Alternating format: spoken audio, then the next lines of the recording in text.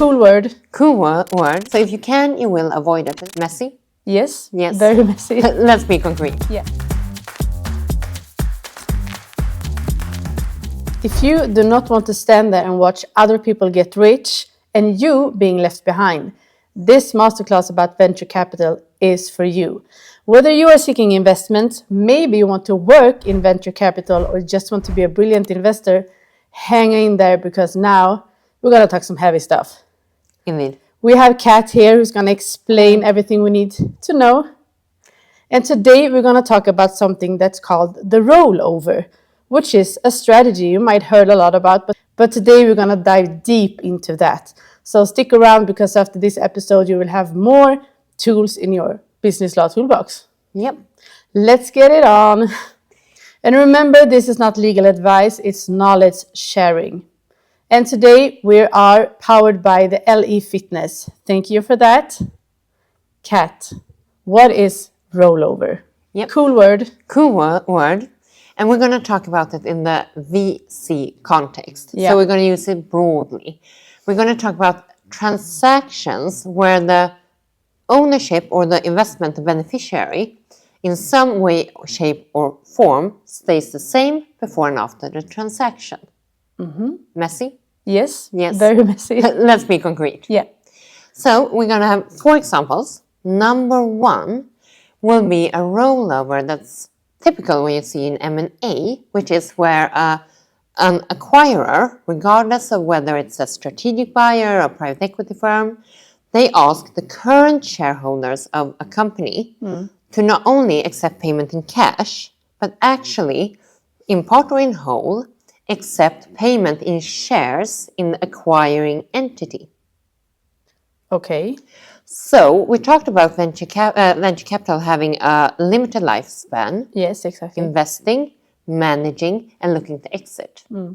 But in this case, during the managing of the portfolio company that they have invested in, that portfolio company might get an offer to get acquired. And the VC might think, well, this is early on in the journey, and we believe in the new entity, the acquiring entity. So instead of seeing this as an actual exit of the portfolio company and doing the waterfall distribution, etc., they accept a rollover.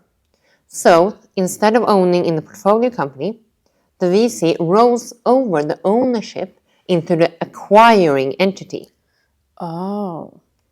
So we will typically not see it as an exit event. We will typically not calculate a waterfall in this instance. We will wait for the bigger exit. And this is, of course, strategic when the VC see that there is much more money to be made in this way. Okay, and that's why you're doing this rollover. Yeah. So that's number 1. And that's the most typical rollover also generally in M&A. Number 2. Yep. The continuation fund. Because sometimes life happens. Yep. So the VC might have 6, 10, 12 years lifespan, able to prolong it perhaps. But at the end of the journey, there can be a portfolio company that it's not ready for an exit. You can't really find one. And it's not worthless. You don't want to liquidate it, just give up. You might see it has perhaps even initiated an IPO process. So you see potential if you stick around for a year or 2 years more.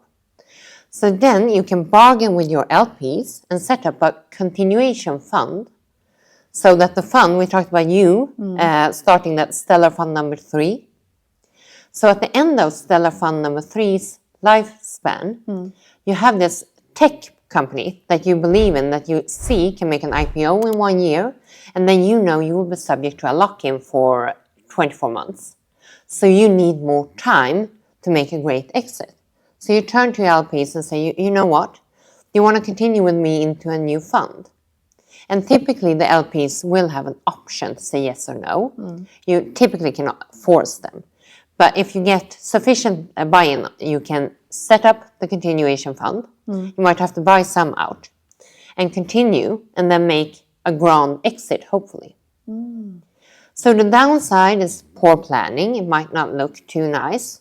And another downside will be that longer time that you have the money under management, the preferred hurdle rate will tick. So it will cost you more also. And it will be costly to set up a new fund and do the whole structuring. So if you can, you will avoid it. But in some cases, it makes no sense to just hit a run just because the fund lifespan is over. Okay. And then number 3. Number 3, that is a close one. In this case, Stellar Fund number 3, you invest in seed funding in tech companies.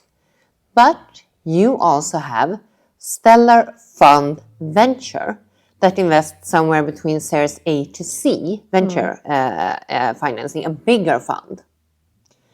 And you actually like that company. I do. So you sit on both sides of the table. So you want to do an exit where one fund sells to another fund within your control. Super sensitive, but can be a brilliant deal for both parties. Yes. Of course, challenging because of conflicts of interest. Which is best for you, and will that also be best for the LPs in the respective funds, because they might not be the same at all. So that's a big challenge, how to handle it. Valuation. What is fair market value for that company at that stage? So that needs to be addressed. And this will be an exit. So Stellar Fund number 3, when they sell it to your new growth fund, then that is exit, and the waterfall will be triggered. Okay. Yeah. Good? That's really good. Yeah. It's a lot of information. Yeah. So, like I said, we're going to go broadly on the rollover concept. Yes. Yeah. Okay. And then we have number 4 then. Yeah. And that's not so popular. No, but we No. have to mention it. Yeah. In some cases, it can be hard when Stellar Fund number 3 comes to an end to liquidate all holdings. It might not make sense for some reason. There might be some value in it, but there's for some reason you cannot get liquidity. And then you can offer the LPs distribution in kind. That is, instead of getting the cash, money, waterfall, they get shares in kind. They get ownership. They were invested in the fund, but instead of continuing being invested in the fund, they get shares directly in the portfolio company and owns directly in the portfolio company. And that's seen as an exit and not too popular, because some LPs might not even be able to hold shares directly in a portfolio company. And they can have tax consequences, etc. You might need to put up a SPV, special purpose vehicle, to manage this. So that would you say would be the downside? Yeah. So it's not too popular. It might not make you look brilliant, because it can be at least annoying and costly and administratively burdensome for everybody involved.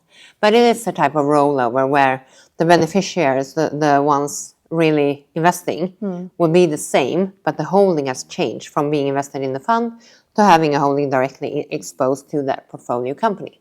Okay, but is it common to use the rollover? Yeah, absolutely. And in general, in M&A, doing a rollover, if you're the founder of a company and I come to acquire it, I would often love to pay you in some part with equity in my company instead, because then I don't need as much liquidity. You stay with skin in the game, which kind of ensures me a bit that I'm not, you're not overvalued and the value will drop, because then it will affect you still. In particular, if I want you to stay on and work, etc. Okay, but as I can understand you, if you take the Stellar Fund as an example, it's only used the rollover when the fund is almost closing. Except for the first one with the M&A transaction, where you as the manager exactly say I'll stick around. Okay. With a new owning entity, like a new portfolio company really for you. But in the other cases, yes. That's so good information to know. Thank you. Well, now you know even more about the rollover if you're into venture capital. Maybe you want to work with it, seeking investment, or maybe just want to be a brilliant investor.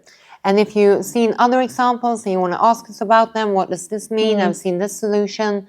Drop the comments down below and we'd love to Yes. pick that up. Of course. And remember that this is not legal advice, it's knowledge sharing. And this episode is also powered by LE Fitness. And if you want to be the sharpest one in the investor room, well, keep following us and subscribe to our channel, because we're going to share so much business law at zero cost. Stick around until next time. Hej då! Hej då!